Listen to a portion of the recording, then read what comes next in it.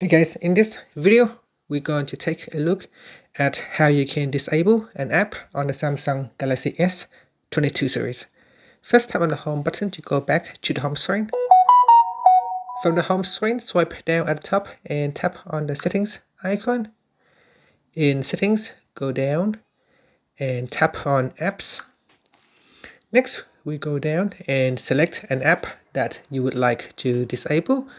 So for example, I'm going to tap on Chrome here and I'm going to tap on disable and then tap on disable app.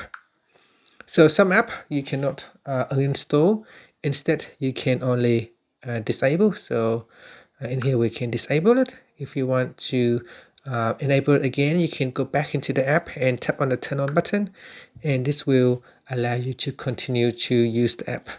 And that's it. Finally, you can tap on the home button to go back to the home screen. Thank you for watching this video. Please subscribe to my channel for more videos.